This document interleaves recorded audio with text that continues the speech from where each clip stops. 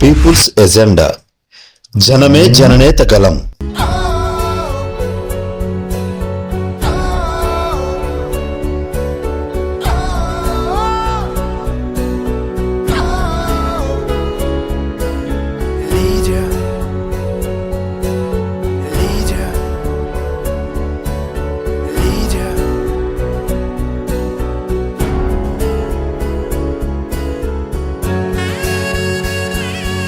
ఇప్పుడు ప్లానింగ్స్ గురించి మాట్లాడాలి సార్.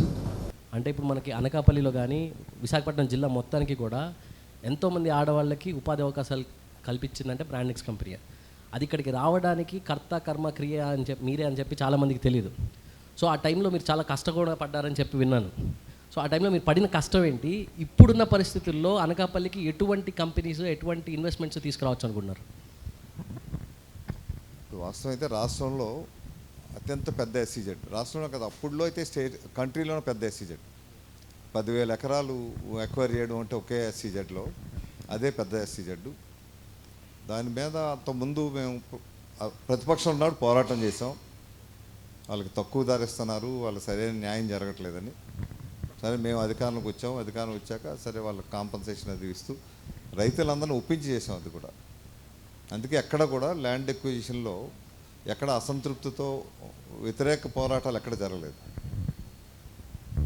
అప్పుడేమో మీకు ఆ 10,000 ఎకరాల్లో ముందు ఎంప్లాయ్మెంట్ కావాలి, ముఖ్యంగా భూములు ఇచ్చినటువంటి రైతులకు మేలు జరగాలి. మన దగ్గర సెంటిమెంట్ ఏంటంటే రైతుకి 1 ఎకరా భూమి ఉన్నదంటే అదే పెద్ద ఆస్తి. దాంతో ఇమోషనల్గా సెంటిమెంటల్గా కనెక్ట్ అయి ఉంటాడు. అది లేని పక్షంలో తన జీవితం లేదనుకుంటాడు రైతు. ఆ ఎకరా ఉండి అరెకరా ఉన్నా అది పెట్టుకొని పరపతి ఉంటుంది, ఏదో వ్యవసాయం చేస్తున్నాను నేను వ్యవసాయదారుడిని అని గర్వంగా చెప్పుకుంటాడు. అందువల్ల ఆ భూమి మనం తీసుకున్నప్పుడు దాని ప్రత్యామ్నాయంగా అతనికి బ్రతుకు తెరి చూపించాల్సిన అవసరం ఉంది. అందుకే మేము అప్పుడు రీహాబిలిటేషన్ ప్యాకేజ్ కూడా చాలా మంచి రీహాబిలిటేషన్ ప్యాకేజ్ ఇచ్చాం. ఆ ప్యాకేజీలో భాగంగానే వాళ్ళకి ఉద్యోగ అవకాశాలు కూడా కల్పించాలన్నది ప్రధానమైన అంశం. దానికి ఏం చేయాలనుకున్నప్పుడు మిగతా కంపెనీలు వస్తే ఎక్కువ ఉద్యోగ అవకాశాలు రావు కాబట్టి బ్రాండిక్స్ అనే శ్రీలంక కంపెనీ, శ్రీలంకకి వెళ్ళి అప్పుడు రోషయ్య గారు నేను వెళ్ళి వాళ్ళతో మాట్లాడి వాళ్ళు ఇక్కడ పెట్టడానికి వాళ్ళని అంగీకరింపజేసి వాళ్ళు ఏ టర్మ్స్లో ఇచ్చామంటే మీకు ఎకరా ₹1 మీకు ప్రతి ఏడాదికి వాళ్ళు కట్టాలి. అంటే 1000 ఎకరాలు అంటే ₹1000 దాని మీద మా మీద పొలిటికల్గా చాలా వ్యాఖ్యానాలు వచ్చాయి. వీళ్ళు కేవలం వాళ్ళ అనుకూలం ఉన్న కంపెనీకి ఇచ్చే దారాదత్తం చేయడానికి చేశారని. కానీ మా ఆలోచన ఏంటంటే వాళ్ళు 60,000 మందికి ఉద్యోగ అవకాశాలు అక్కడ కల్పించాలి. ఆ కండిషన్తో ఇచ్చాం. 60,000 మంది కంటే తక్కువ చేస్తే ఆ లీజ్ అగ్రిమెంట్ ప్రపోర్షనేట్గా ల్యాండ్ తగ్గిపోద్ది వాళ్ళకి. ఆ కండిషన్ ఇప్పటికే ఉంది. తర్వాత గవర్నమెంట్స్ అవి ఇంప్లిమెంట్ చేయలేదనుకోండి, తర్వాత కోవిడ్ వచ్చాక రిసెషన్ వచ్చాక 2008-9లో అందువల్ల దాని ప్రోగ్రెస్ కూడా తగ్గింది. కానీ మాకు గర్వంగా ఏంటంటే ఇప్పటికీ కూడా సంతృప్తి ఏంటంటే పదవులు అధికారం సంతృప్తి కదా, అందులో 20,000 మంది ఆడపిల్లలు పనిచేయగలుగుతున్నారంటే అది సంతోషం. అప్పుడు కూడా ఆ కంపెనీ రాకముందే 1.5 year ముందే మీకు ఈ జిల్లాలో ఉన్నటువంటి, అంటే ఇప్పుడు జిల్లాలు విడిపోయాయి కానీ ఇప్పుడు వైజాగ్ ఒకే జిల్లా ఉండేది, ప్రతి మండలంలో కూడా ట్రైనింగ్ సెంటర్స్ పెట్టాం. కుట్టు మిషన్లు వాళ్ళు ట్రైనింగ్ ఇచ్చి వాళ్ళకి DRDA నుంచి స్టైఫండ్ ఇచ్చి ట్రైనింగ్ ఇచ్చిన వాళ్ళని అందులో ఎంప్లాయ్మెంట్ కావడానికి కావాల్సిన అర్హతను ముందే మేము ప్రీ క్వాలిఫై చేసాం వాళ్ళందరినీ. దానివల్ల 20,000 మంది ఉద్యోగాలు అందులో చేయగలుగుతున్నారు అన్నది. తర్వాత సబ్సిక్వెంట్ ఇంకా పెరగాలి, బట్ 20,000 మంది అయినా సరే చాలా ఎక్కువ సంఖ్య, అది బాగానే ఉందండి. దానివల్ల సామాన్య కుటుంబాలు కూడా, చిన్న పిల్ల కూడా 10th క్లాస్ అయినాక 10th క్లాస్ చదివినా చదవకపోయినా మీకు ప్రతీ నెల 10,000, 15,000, 20,000 సంపాదించుకుంటున్నారు. అంటే ఆడపిల్లలు పెళ్ళికి భారం ఏదో గుండెల మీద కొంపటే అనుకునే పరిస్థితుల నుంచి వాళ్ళు పెళ్లి ఖర్చులు వాళ్ళే సంపాదించుకునే స్థాయికి తీసుకొచ్చి కుటుంబాన్ని పోషించే పరిస్థితి తీసుకురాగలిగాం. అది సంతృప్తి అండి. పదవుల కంటే మాకు అసలే సంతృప్తి ఎక్కువ. ఇప్పుడు ఎటువంటి కంపెనీస్ తీసుకురావచ్చు సార్ అనకాపల్లికి ఉన్న స్కోప్కి? ఇప్పుడున్న పరిస్థితుల్లో అంటే మెయిన్ స్కిల్ ఇంప్రూవ్మెంట్ అండి. ఎందుకంటే మనకున్న విద్యా వ్యవస్థ ఉద్యోగానికి సరిపడే విద్యా వ్యవస్థ కాదు. ఆ చదువులకి ఉద్యోగాలు రావు. BA కానీ BComలు కానీ BSc చదివిన వాటికి మీకు అప్గ్రేడ్ చేయాలి. మీకు వాల్యూ ఎడిషన్ ఉండాలి. వాల్యూ ఎడిషన్ ఉండాలంటే దానికి నైపుణ్య అభివృద్ధి ఉండాలి. చంద్రబాబు నాయుడు గారు గత గవర్నమెంట్లో చేశారు ఆయన. స్కిల్ డెవలప్మెంట్ ప్రోగ్రామ్ చేశారు, కొన్ని కంపెనీలతో టైఅప్ అయ్యి స్టేట్ వైడ్గా చేశారు. దాని రిజల్ట్స్ కూడా బాగా వచ్చాయి. సుమారు 3,60,000 మందిని రిక్రూట్ చేసుకోగలిగారు, అంటే ప్రైవేట్ సెక్టార్లో. అటువంటివి ఇంకా ఎక్కువ చేయాలండి, ఎక్కువ చేయాలా. ఐటీ రిలేటెడ్ కూడా మనం దీంతో పాటు అసోసియేట్ అయి తీసుకురావాల్సిన అవసరం ఉంది. ఇప్పుడున్న కండిషన్స్లో ఎక్కువ ఎంప్లాయబిలిటీ కావాలంటే ఇప్పుడు ఇండస్ట్రీతో ఇంటరాక్షన్ ఉండాలి. ఇండస్ట్రీ ప్లస్ ఎడ్యుకేషన్ ఇన్స్టిట్యూట్ రెండు కలిపి పనిచేయాలి. ఇప్పుడు పాలిటెక్నిక్ ఉందనుకోండి, పాలిటెక్నిక్ ఇండస్ట్రీ కలవాలి. వాళ్ళకి కావాల్సిన రిక్వైర్మెంట్స్లో ఇక్కడ ఎడ్యుకేషన్ సిస్టంలోనే వాళ్ళకి అప్రెంటిస్ అది పెట్టి వాళ్ళకి ట్రైనింగ్ ఇవ్వాలి. ట్రైనింగ్ ఇస్తే వాళ్ళు ఇక్కడ చదివాక అక్కడ రిక్రూట్మెంట్ అయ్యే అవకాశం ఉంటుంది. ఎక్కువ మంది లోయర్ మిడిల్ క్లాస్ కాబట్టి వాళ్ళకి ఈ పాలిటెక్నిక్ లాంటివి వచ్చి స్కిల్స్ ఎక్కువ ఉంటే వాటి ట్రేడ్స్ అవి ఉంటాయి కాబట్టి వాళ్ళు సొంతంగా కూడా చేసుకోవచ్చు. ఇప్పుడు రిఫ్రిజిరేటర్స్ కానీ, ఏసీ కానీ, లేదంటే ఎలక్ట్రీషియన్ కానీ, ప్లంబింగ్ కానీ, ఇవన్నీ కూడా ఇవన్నీ చిన్న చిన్న స్కిల్స్ కానీ వాళ్ళంతటి వాళ్ళు నిలబడి చేసుకోగలుగుతారు. అటువంటివి చేయాలి. ప్లస్ ఐటీ రిలేటెడ్ ఒకటే కాకుండా ఇంకా అదర్ అలైడ్ సోర్సెస్, ఇక్కడ ఫార్మాసిటీ ఉంది, ఫార్మాసిటీకి సంబంధించి, తర్వాత మెడికల్ అప్లయన్సెస్ హబ్ ఉంటుంది. ఓకే. సో ఇప్పుడు బేసిక్గా 2004లో అనకాపల్లి మెయిన్ రోడ్ వైడనింగ్ గురించి, ఆ టైంలో ఒకవేళ కనుక రోడ్ వైడనింగ్ చేస్తే మీరు ఓట్లు కోల్పోతారని తెలిసి కూడా మీరు రిస్క్ తీసుకుని రోడ్ వైడనింగ్ చేశారని చెప్తారు. దానివల్ల నిజంగానే 2009లో కొన్ని ఓట్లు కోల్పోయి ఓడిపోయారని కూడా చెప్తారనమాట. సో ఇప్పుడు మీరు తిరిగి చూస్తే అనకాపల్లి మెయిన్ రోడ్లో ఇవాళ మనకి చాలా షాపింగ్ మాల్స్ వచ్చాయి, రెస్టారెంట్స్ వచ్చాయి, ఇవన్నీ వచ్చాయి. అదొక పక్కన ఆనందాన్ని ఇచ్చినప్పటికీ మీ పొలిటికల్ మొమెంటంకి బ్రేక్ ఇవ్వడం 2009లోనే జరిగింది కాబట్టి ఏమైనా రిగ్రెట్స్ ఉంటాయా, అనవసరంగా చేశానేమో అని? నాకు ఎప్పుడు రిగ్రెట్స్ ఉండవండి. నేను ఓడిపోవడం అన్నది స్వాగతిస్తాను. ఎందుకంటే పబ్లిక్ లైఫ్లో ఓటమి చూడాలి, గెలుపు చూడాలి. రెండు చూస్తేనే మనకి లైఫ్ రియాలిటీస్ తెలుస్తాయండి. నేను ఓడిపోయినప్పుడు ఎప్పుడు బాధపడలేదండి. మీరు చూడండి నా ట్రాక్ రికార్డ్ అంతా. ఓడిపోయినప్పుడే ప్రజా సమస్యల మీద ఎక్కువ పోరాటం చేశాను. నేను టేకప్ చేసిన ప్రజా సమస్యల మీద పోరాటాలు అన్నీ విజయవంతమయ్యాయి. ఏ ఒక్కటి విజయం కాకుండా చేయలేదు. ఏదో గొంతమ్మ కోరికలతో ఏది నేను యాజిటేషన్కి వెళ్ళను. వెళ్తే మటుకు సక్సెస్ కావాలా అంటే దాని పరిష్కారం చూసే యాజిటేషన్కి వెళ్తాను. ఏదైనా సమస్య వచ్చినప్పుడు సమస్య పరిష్కారం చూసి ఆ పరిష్కారం చేయండి అని చెప్పి మేము యాజిటేషన్కి వెళ్తాం తప్పితే పరిష్కారం లేని సమస్యలు మటుకు తీసుకున్నాను. దానివల్ల ప్రయోజనం కూడా లేదు.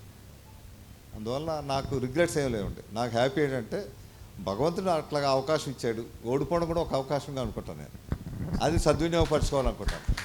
నేను ఓడిపోయిన ప్రతిసారి ఒక రైవాడ యాజిటేషన్ వచ్చింది, ఒక గోదావరి జలాల యాజిటేషన్ వచ్చింది, ఒక నల్లబెల్లం యాజిటేషన్ వచ్చింది. అదేవిధంగా మీకు రైల్వే జోన్ మొన్న ఉత్తరాంధ్ర చర్చా వేదికను పెట్టి కనీసం రైల్వే జోన్ శాంక్షన్ చేయించుకోగలిగాం వెంకయ్యనాయుడు గారిని పట్టుకొని. అందువల్ల నాకు రిగ్రెట్స్ అయితే లేవండి. అంటే ఇప్పుడు మనకి విశాఖపట్నం జిల్లాకి సంబంధించిన ప్రతి డెవలప్మెంట్ ప్రాజెక్ట్ కూడా మీ టైంలో మీరు శాంక్షన్ చేసి మీ హయాంలో జరిగినవే. కానీ వాళ్ళు చూస్తే క్యాపిటల్ పేరుతో చాలామంది రాజకీయ నాయకులు దాన్ని దోచుకోవడానికి ప్రయత్నిస్తున్నారు. సో ఇంకా తప్పక మీరు చేసిన అభివృద్ధిని ప్రజల దాకా వెళ్ళనివ్వకుండా వాళ్ళు ఆపుతున్నారు కాబట్టి తప్పక మీరే మళ్ళీ రాజకీయాల్లోకి వచ్చారనుకోవచ్చా? అది ఒక కారణం కూడా కావచ్చు. ఇందుకు చూస్తూ చాలా దోపిడీకి గురవుతుంది. మంచి ప్రశాంతంగా ఉండేటువంటి జిల్లా ఇది. విశాఖపట్నం అన్నది దేశంలో ఏ ప్రాంతం నుంచి వచ్చిన వాళ్ళైనా సరే ఇది నా జిల్లా అని అనుకొని స్వేచ్ఛగా బ్రతకగలిగే జిల్లా విశాఖపట్నం. ఉత్తరాంధ్రకి ఇది గేట్వే అది మనకి. అందువల్ల చాలా ప్రెస్టేజ్గా మన విశాఖ అనుకుంటాం. మనం ఎట్లాగైతే అనుకుంటామో ప్రతి ప్రాంతం నుంచి వచ్చే వాళ్ళు కూడా మా విశాఖ అనుకునే విధంగా స్థానికులు సహకరిస్తారు. అది చాలా గొప్ప విషయం అండి. ఆ అకామిడేటివ్ నేచర్ ఇక్కడ ఉన్న ప్రజలకు ఉంది.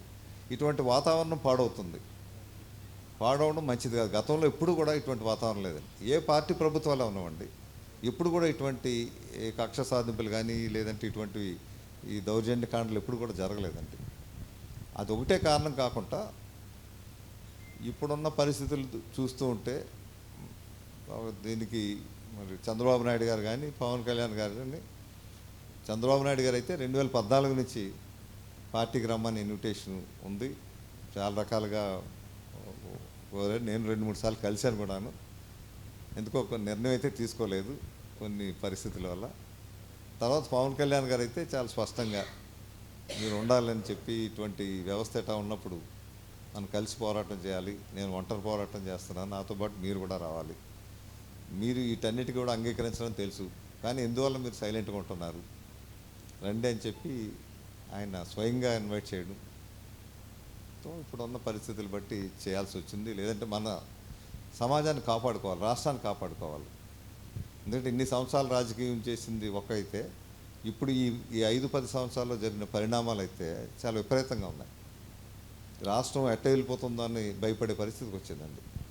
ఎందుకంటే ఇన్వెస్ట్మెంట్స్ రావటం లేదు, ఒక పరిశ్రమ రావటం లేదు, ఒక వ్యవసాయం లేదు, ఒక ఇరిగేషన్ ప్రాజెక్ట్ లేదు, అన్ని రంగాల్లో కూడా వెనకబడి ఉందండి. ఒకప్పుడు ఆంధ్ర అనేసరికి చాలా పవర్ఫుల్ స్టేట్ కింద దేశవ్యాప్తంగా ఒక గుర్తింపు ఉంది, ఒక అన్నపూర్ణగా, రైస్ బౌల్ ఆఫ్ ఇండియాగా అట్లా ఉండేది. అటువంటిది చూస్తూ ఉంటే ఇప్పుడు పూర్తిగా డెట్ ట్రాప్లోకి వెళ్ళిపోయి, అభివృద్ధి లేక, మీకు ఉద్యోగ అవకాశాలు లేక, నిరుద్యోగ రేటు మీకు పెద్ద రాష్ట్రాల్లో చాలా ఎక్కువ ఉంది ఇక్కడ ఆంధ్రాలో. అదేవిధంగా మీకు డెట్ రేషియో కూడా అట్టాగా ఉంది. రెవెన్యూ చూస్తే మనకి జిఎస్డిపి చూస్తే జిఎస్డిపిలో 30% మనకి లోన్స్ ఉన్నాయండి. అంత ఎక్కువ ఉండకూడదండి ఎక్కడ కూడా. అది హెల్దీ సొసైటీ కాదు అది. ఈ రకంగా అన్ని రకాలుగా దిగజారిపోయి ఉంది ఇదంతా. వీటి పరిస్థితిలో రావాల్సిన అవసరం ఉందనేసి అనుకొని ఆయన పిలుపు మేరకు సరే ఆయన మంచి కార్యక్రమం తీసుకున్నారు. ఎందుకంటే ఆయనలో నేను ఇష్టపడ్డది ఏంటంటే ఆయన ఏదో చేయాలని తపన అయితే ఉంది ఆయనకి. సమాజాన్ని మార్పు తీసుకురావాలి అనే తపన గమనించాను. ఆనాడు ఒకసారి ఎన్టీ రామారావు గారిలో చూశాను, తర్వాత మళ్ళీ ఇప్పుడు వీళ్ళలో చూశాను. అంటే ఆ రంగం నుంచి వచ్చినటువంటి వాళ్ళు అన్నీ వదులుకొని నిస్వార్థంగా 10 సంవత్సరాల నుంచి పోరాటం చేస్తున్నారు, ఏది ఆశించుకుంటా.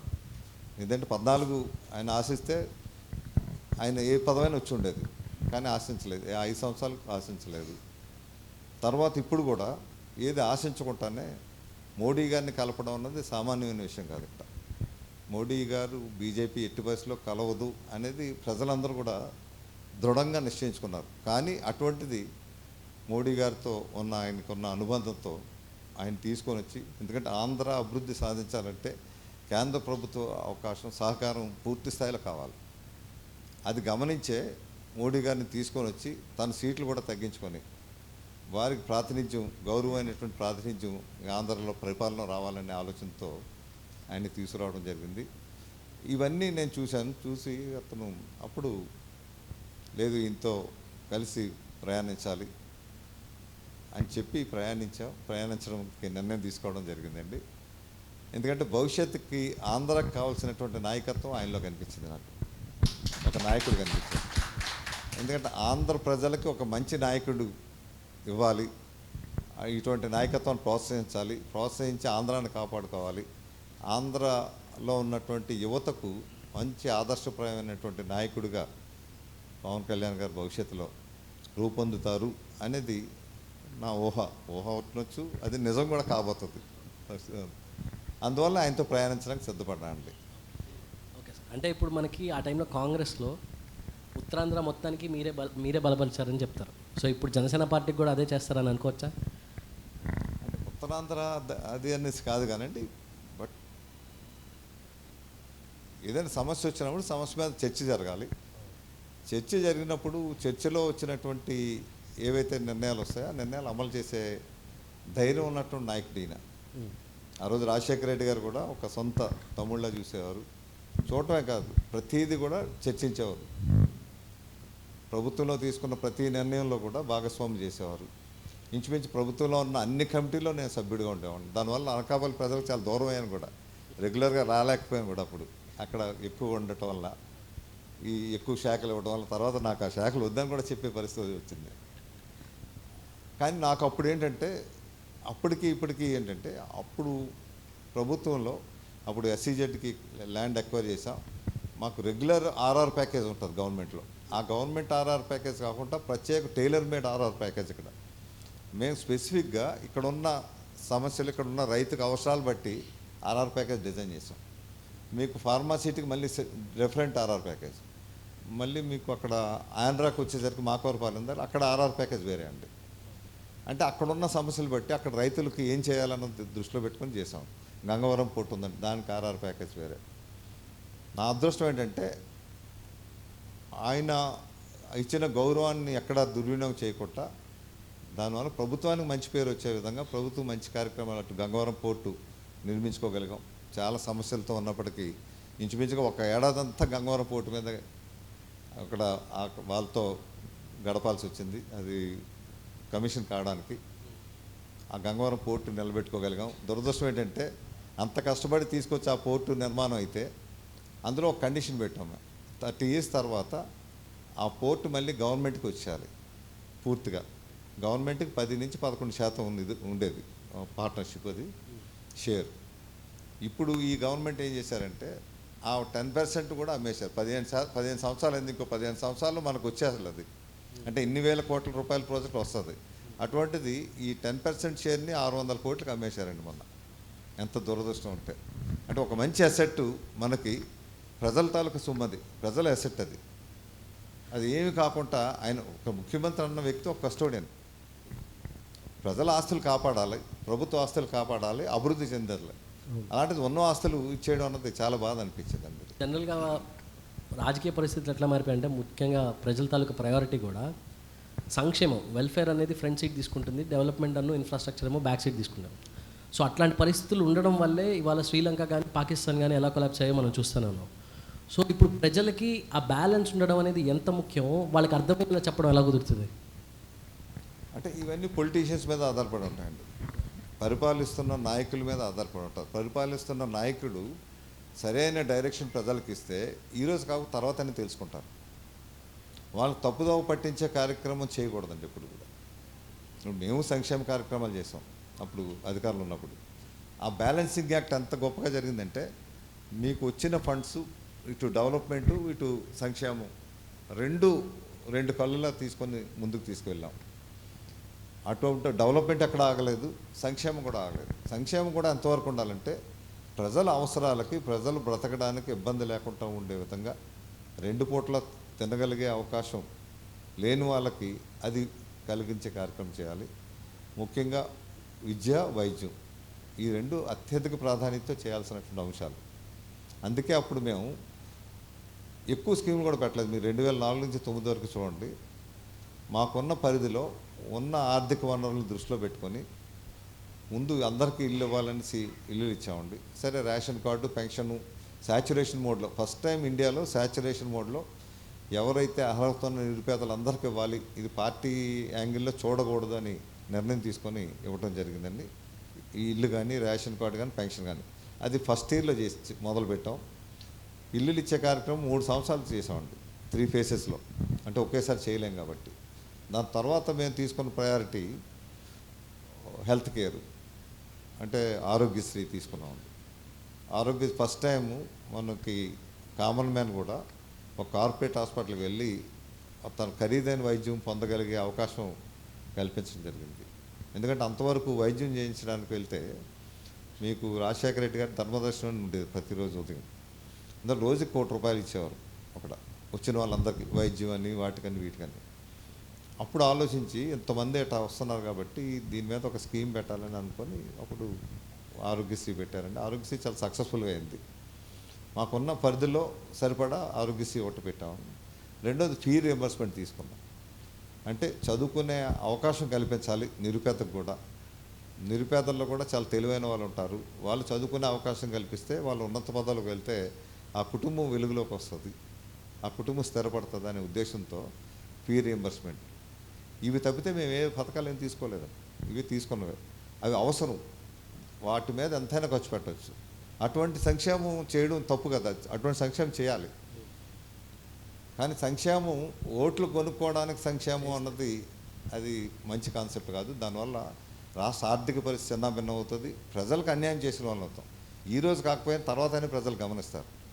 ఈరోజు ప్రజల్లో తిరుగుబాటు, వ్యతిరేకత ఎందుకు వచ్చిందంటే అది గమనిస్తున్నారు. ఇప్పుడు సంక్షేమం అంటూ ఇస్తున్నారు కొంత, కానీ అంతకంటే ఎక్కువ వాళ్ళ దగ్గర ఖర్చు అవుతుంది. సంక్షేమం అని 20,000 30,000 ఇస్తే వీళ్ళకి అదనంగా ఖర్చు అయ్యేది ఒక సామాన్య కుటుంబానికి నిత్యావసర వస్తువులు పెరగటం వల్ల, కరెంట్ ఛార్జీలు పెరగటం వల్ల, గ్యాస్ ధరలు పెరగటం వల్ల ఇవన్నీ చూస్తే మేము మొన్న ఎస్టిమేట్ వేసామండి. ఒక సామాన్య కుటుంబానికి 1,00,000 నుంచి 1,20,000 వరకు అదనంగా ఖర్చు అవుతుంది గతంలో కంటే. గవర్నమెంట్ ఇచ్చే సంక్షేమం కంటే అదనంగా ఖర్చు అవుతుంది ఇది. అంటే సంక్షేమం ఇవ్వడం వల్ల వాళ్ళ చేతిలో అల్టిమేట్గా డబ్బు సేవింగ్ లేదు, ఇంకా ఎక్కువ ఖర్చు అవుతుంది. అది సంక్షేమం ఎట్టాగవుతుంది? అది మనం ఎంత చెప్పకపోయినా ప్రజలు గమనించగలుగుతారు. వాళ్ళు ఇన్ని స్కీమ్లు వచ్చినా అల్టిమేట్గా నెల అయ్యేసరికి నా చేతిలో డబ్బు ఉండటం లేదనేసి అనుకుంటారు.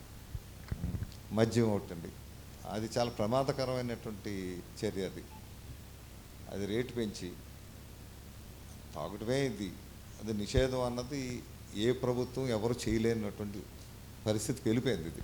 అందులో నిషేధం చేస్తామని చెప్పుకుంటే అది ప్రజలు మోసగించడం, అందులో అనుమానం లేదు. నిషేధం చేస్తామని చెప్పి నిషేధం చేయకుండా రేట్లు పెంచడం వల్ల వాళ్ళకి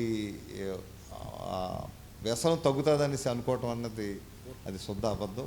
కేవలం ఆ బెనామీ కంపెనీలకి లాభాలు చేకూర్చడం గురించే రేట్లు పెంచారు తప్పితే ఇంకోటి ఏం కాదు.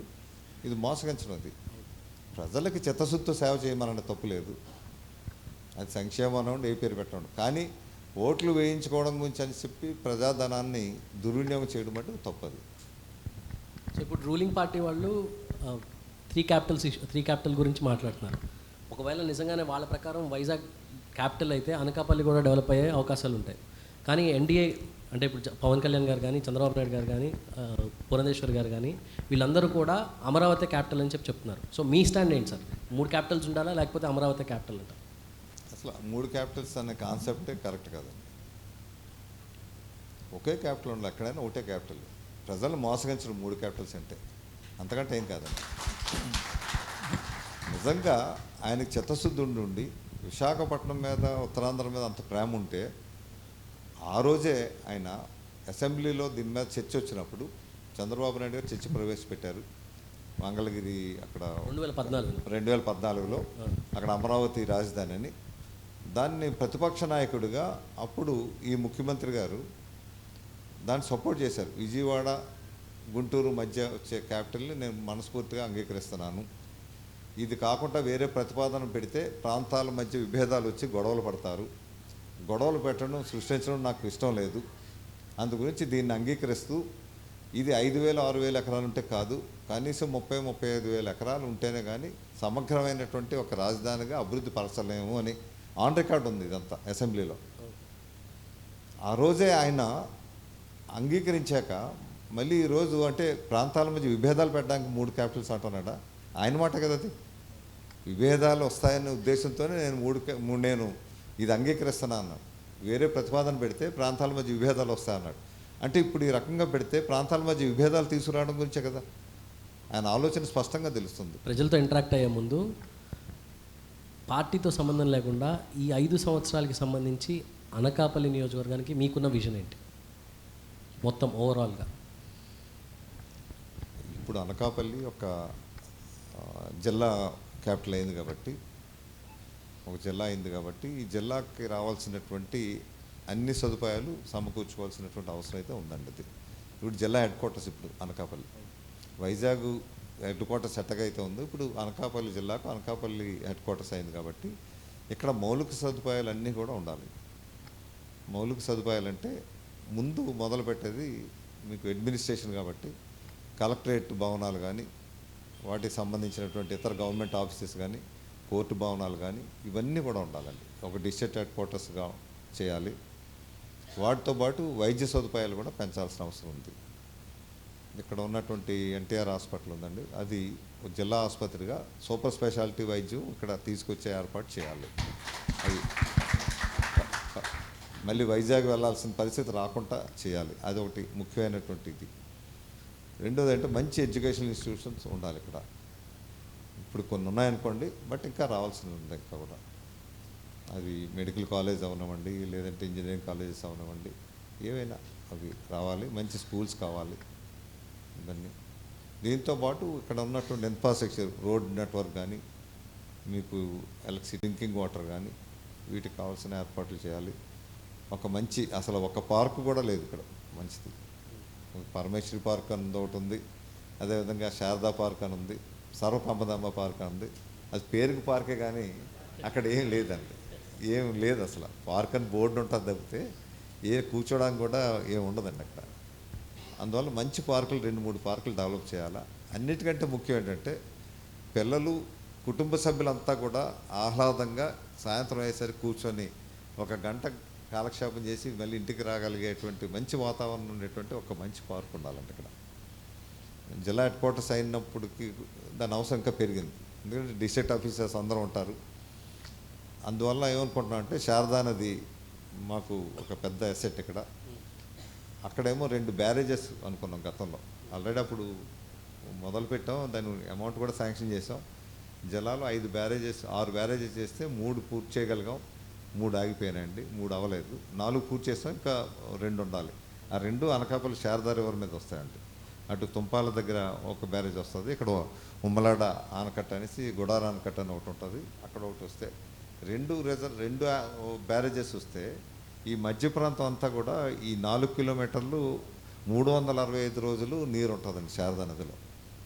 నీరు ఉండడం వల్ల మన గ్రౌండ్ టేబుల్ వాటర్ టేబుల్ పెరుగుతుంది. దాంతో నీటి సమస్య భవిష్యత్తులో ఎన్ని వందల సంవత్సరాలైనా నీటి సమస్య రాదు.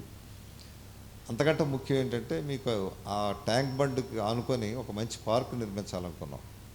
అప్పట్లో అయితే అన్నమయ్య పార్క్ అనేసి ఒక డెవలప్ చేసాం, దాన్ని ఇప్పుడు డంపింగ్ యార్డ్ కింద పెట్టారు. అది ఇప్పుడు ఏంటంటే ఆ నది పొడవున ఉమ్మలాడ ఆనకట్ట వరకు ట్యాంక్ బండ్ పార్క్ కింద అది డెవలప్ చేయాలనేసి అనుకుంటున్నాం. అది చాలా ప్రెస్టీజియస్ ప్రాజెక్ట్గా అవుతుంది. అది దాంతో బోటింగ్ కూడా ఉంటుంది, పిల్లలకి బోటింగ్ క్లబ్ ఇవన్నీ పెట్టచ్చు.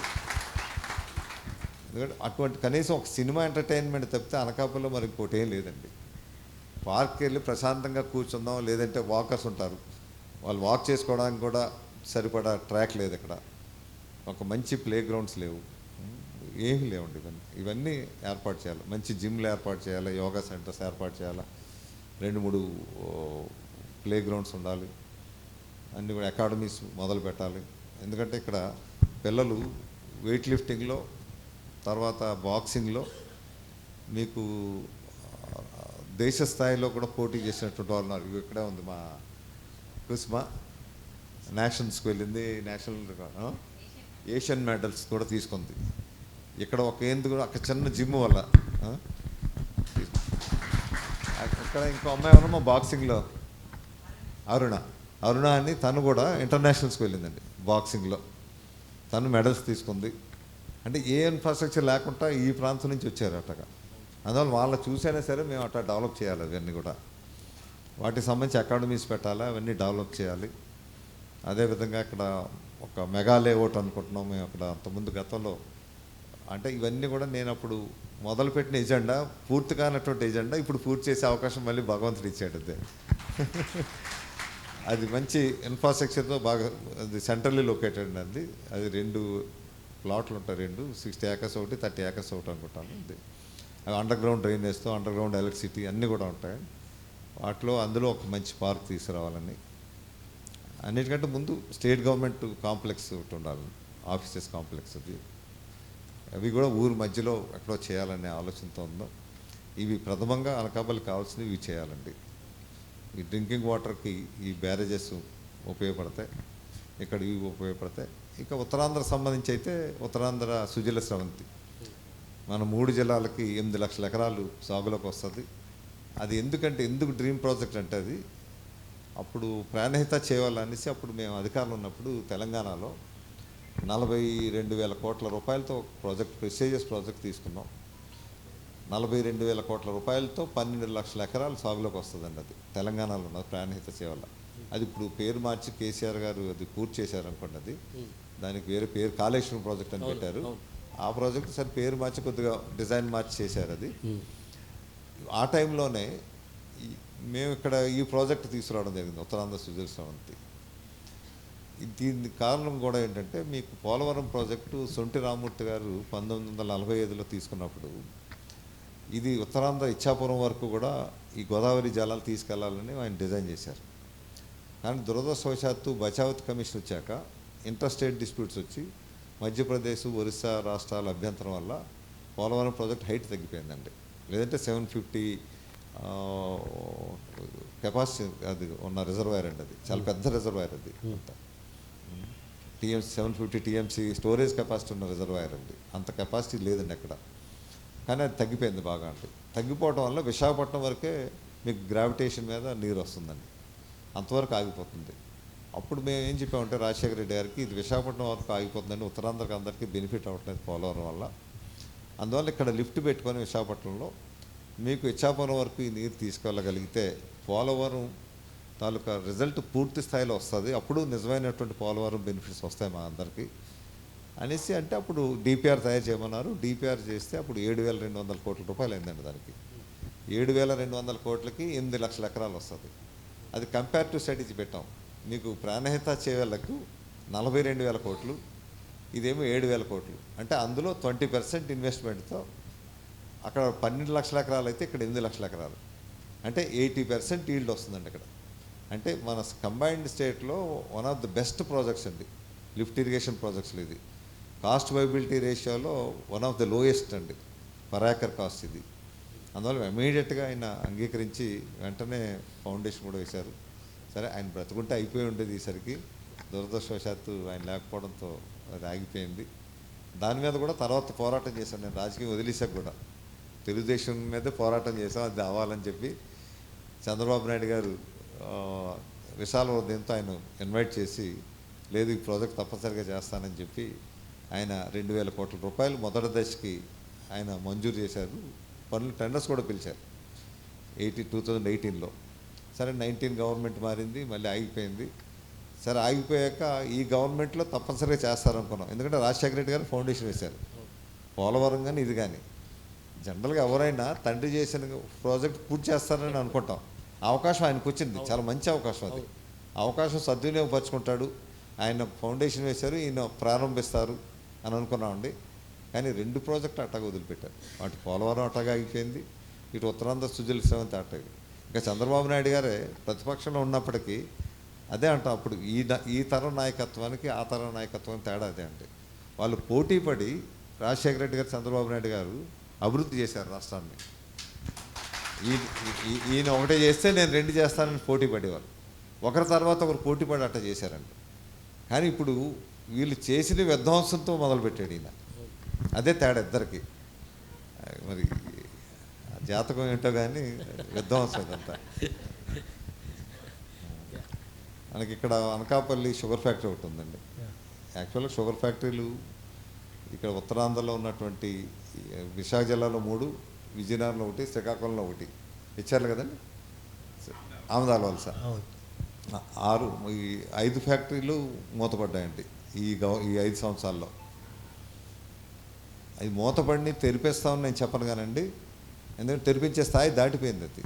ఇప్పుడు తెరిపిస్తానని చెప్పినా నేను మోసం చేసినట్టే ప్రజలు, అది చేయలేను నేను. అది ముందే చెప్పాను రైతులకు, నేను చేయలేను ఆ విషయం మటు దయచేసి నన్ను ఇబ్బంది పెట్టొద్దు. కానీ దానికి ప్రత్యామ్నాయంగా మీకు చెరుకు పండించే రైతుల్ని అందరినీ ముందుకు తీసుకొచ్చి చెరుకు తోట వేస్తే వాళ్ళు వేయించి ఇథనాల్ ప్రాజెక్ట్ ఒకటి పెట్టాలని 120 కోట్ల రూపాయలతో చేయాలని అనుకుంటామండి.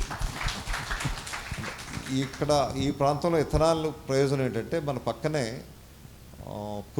క్రూడ్ రిఫైనరీస్ ఉన్నాయి మనకి. హిందుస్థాన్ పెట్రోలియం, ఇండియన్ ఆయిల్, తర్వాత